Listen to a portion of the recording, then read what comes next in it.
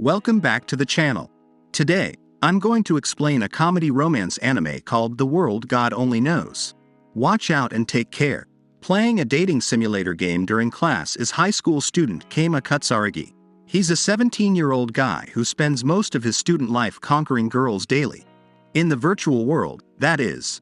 Unlike most of his classmates who are busy socializing, Keima's interest, and basically his whole life, is only focused on the virtual world.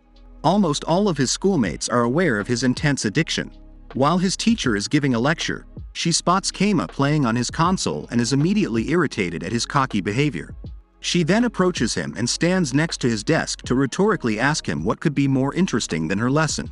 Keima doesn't face her, his attention still on the game. He nonchalantly asks her to wait after he reaches a saving point in his game before scolding him. Unsurprisingly, his words end up giving him a good beating and an earful from his teacher about his attitude. Apparently, Keima often gets called out for playing in class. But since he still gets high marks on tests and gives correct answers when asked to participate orally, he believes that how he participates in class is perfectly fine. What a smart aleck. As he walks around the school after class, he starts complaining about how the females in the real world are far different from the girls he encounters in his dating sims. Right after that thought, a girl suddenly calls his name from behind. She's running towards him and bumps into him, causing him to faceplant into the wall.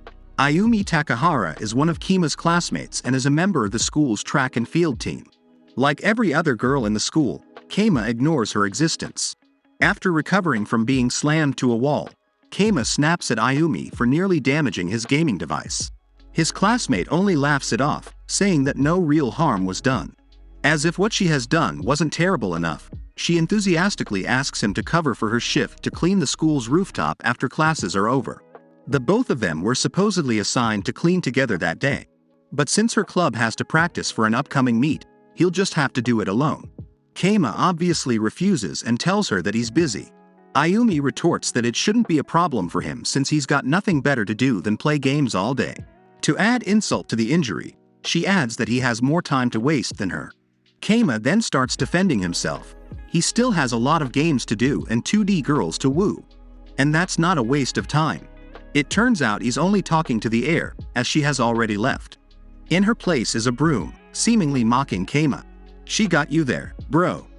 Keima is seen on the roof when classes are over, still annoyed about earlier events. He then continues his train of thought from earlier. He really will like it better IRL if Ayumi, along with every other girl in the school, would be more like the girls in his games. He then proceeds to complain about reality. Because in his perspective, it's just a crappy game. The guy wishes he could just spend all his life with girls that are predictable and fits his ideals. No wonder he can't socialize. After complaining and cleaning, Keima takes a break. He sits on one of the benches and whips out his console. But instead of playing, he reads through a bunch of messages about games. Other gamers ask him for advice on quests and how to finish game levels.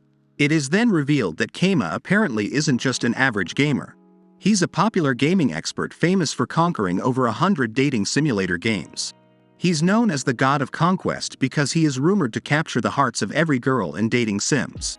While responding to a message, a notification for a new email appears on his screen. In the email, an unfamiliar sender asks Keima if he can really capture the hearts of over 100 girls. It then tells him about a girl that he won't be able to conquer. Who is this person to doubt the God of Conquest? So, Keima replies to the sender, saying that a god never backs down and decides to accept the request. Once he clicks send, the sky turns gray and a storm begins to form on the rooftop. Without warning, a lightning bolt strikes the rooftop, close to where Keima is. A strong gust of wind sends him flying to a corner. When the storm starts to clear, Keima looks up to the sky. Out of nowhere, a young girl floats down, riding on a broomstick, and lands in front of him. Too shocked at what just happened, Keima stares at the strange girl, speechless.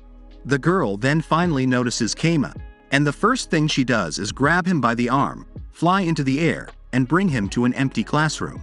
In the room, Keima is surprisingly composed.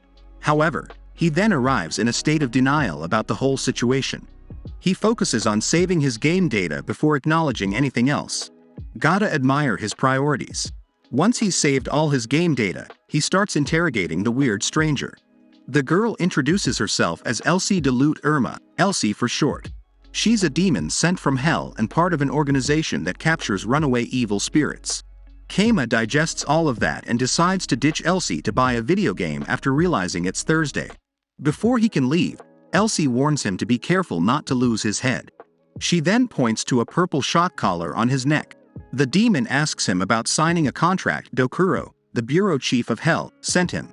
Keima racks his brain until he remembers the last message he answered. Elsie informs him demon contracts are very strict.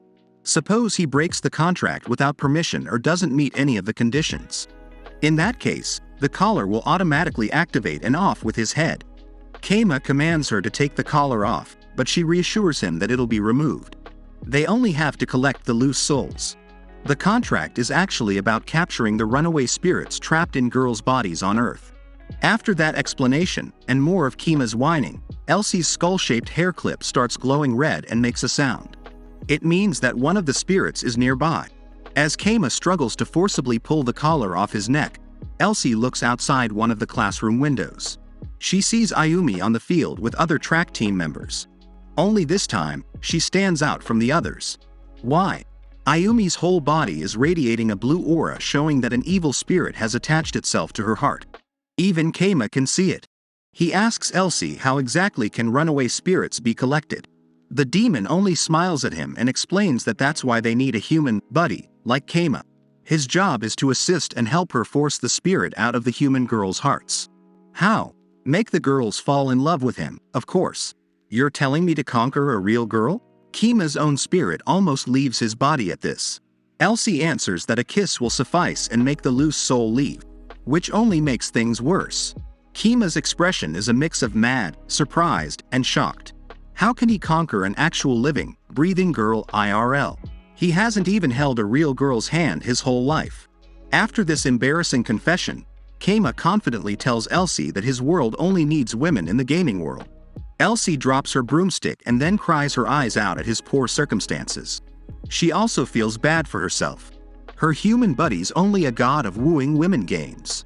Now that he's cleared up their misunderstanding, Keima asks Elsie to remove his collar again. Unfortunately, she still can't do so because he is still bound by the contract. To make matters worse, she's also bound with him because of the contract. Basically, if the human buddy dies, then so does the demon helping him. The scene then shows both Keima and Elsie sighing on a staircase next to the field. Both of them feel hopeless about the situation while watching the runners. Keima then takes out a piece of paper and pen and starts making a bucket list of games he has to play and replay before losing his head. Elsie just watches him furiously write but then gets an idea to help them both. She suggests that since he's technically a god of conquering women in games, he might be able to do the same in real life. Well, at least you know that one. He replies to the idea by advising her that mixing games with reality is a horrible idea. The two are way too different, after all. He suddenly starts criticizing Ayumi and the other girls in her club. They're nothing like what an actual track team should look like. All of his criticism is just based on video game characters, though.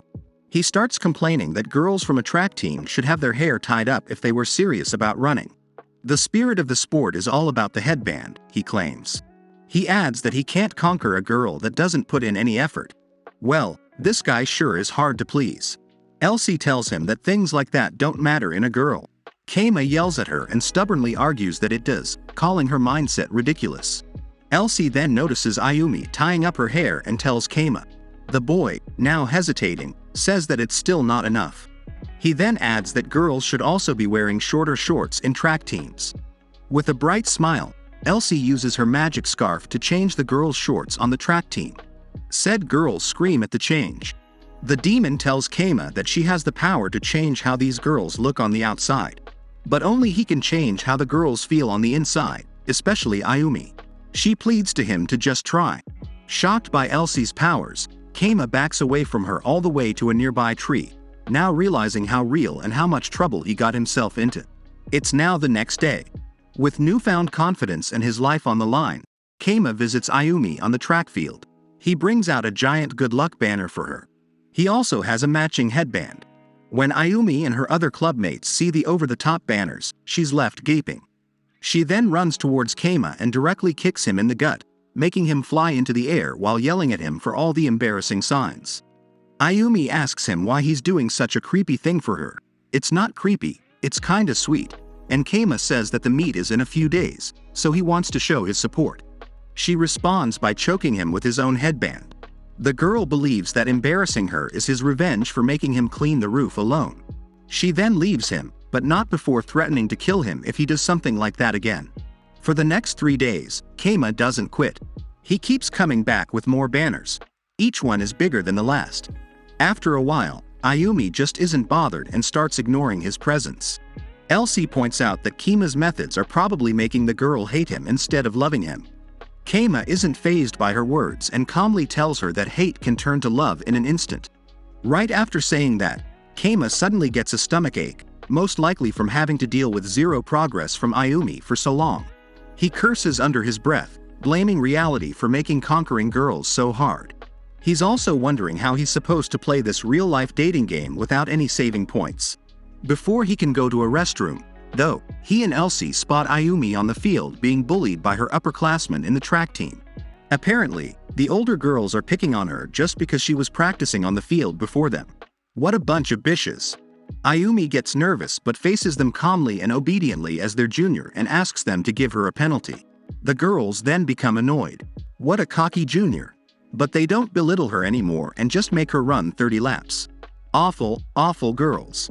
After witnessing the scene, Elsie comments that awful people exist everywhere, no matter what world she goes to. Ain't that the truth? Keima only focuses on Ayumi. It's now the 4th day of Keima's conquering attempt, and this time he comes with banners attached to giant advertising balloons. Like the previous day, Ayumi just ignores him. The team's practice starts as usual. Unfortunately, things take an unfortunate turn later on. In the middle of training, Ayumi falls hard after tripping on one of the course hurdles and sprains her leg. Some of her teammates suspect that someone meddled with the training course. Apparently, someone moved one of the hurdles closer to the starting point. However, they don't have evidence, so they can't do anything about it. But I'm 100% sure it's those awful third years doing. Elsie and Keima are listening in on Ayumi and her friend's conversation in the nurse's office. After hearing everything, Elsie believes that it's hopeless for Keima to win Ayumi's heart if he can't cheer her on during the race the next day.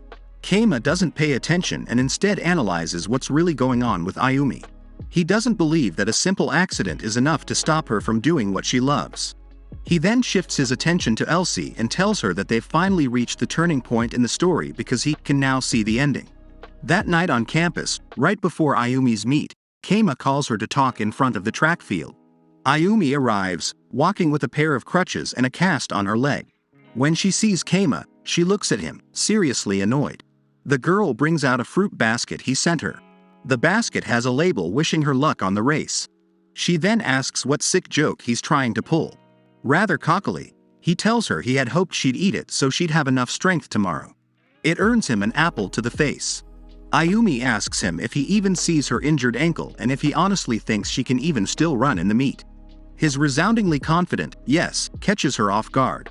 Apparently, Keima had figured out that her leg wasn't fully injured when he had been observing her earlier that day.